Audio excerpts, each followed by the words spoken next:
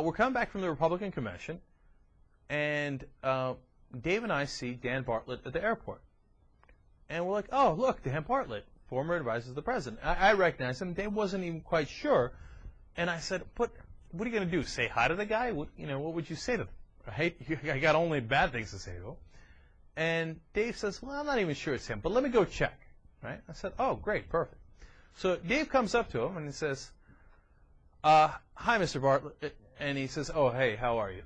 So it's him. And he says, I think your administration has done a lot of damage to this country. And then he walks away. And Dan Bartlett says, thank you. And Dave comes back and says, yeah, I'm not sure he heard what I was saying because he said thank you. I said, oh, that's interesting. So we get on the plane. We're on the same plane. He's sitting in first class.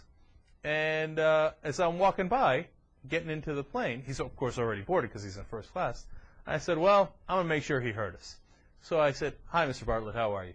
I just want to let you know that your administration has done a lot of damage to this country. He's like, yeah, I know. Your friend told me that already. And I was like, see, Dave, he heard you. And then I said, yeah, I know. He's like, oh, you would have done a better job? I said, well, I would have tried. I wouldn't have let Cheney walk all over me like you did.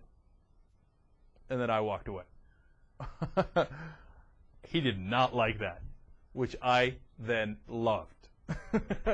Hey, you know what? That's what we got to do with these guys, man. You see his face right there? Wherever Dan Bartlett is, and Karl Rove, and Alberto Gonzales, and Dick Cheney, and David Addington, all those guys, whenever you see them at an airport, at a shopping mall, politely, you don't get a confrontational. Just go up to them and say, I think your administration did a lot of damage to this country, and I wish you hadn't done so.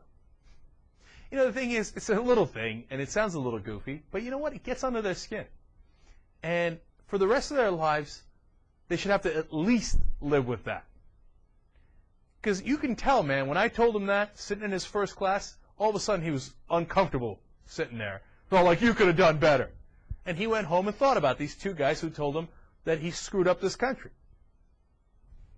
The rest of their lives, man, you should always go up to them and tell them all, you screwed us up, man. You did a terrible job. And you got to live with that for the rest of your lives. Because their policies, they affected real people, and they hurt people real bad. So, and look, and we said that to Dan Bartlett, and honestly, Dan Bartlett isn't the worst of them. In fact, within the Bush administration, he might be one of the better ones. But not good enough. Not good enough, man. You hosed us. And the least you can do is listen to it for the rest of your life.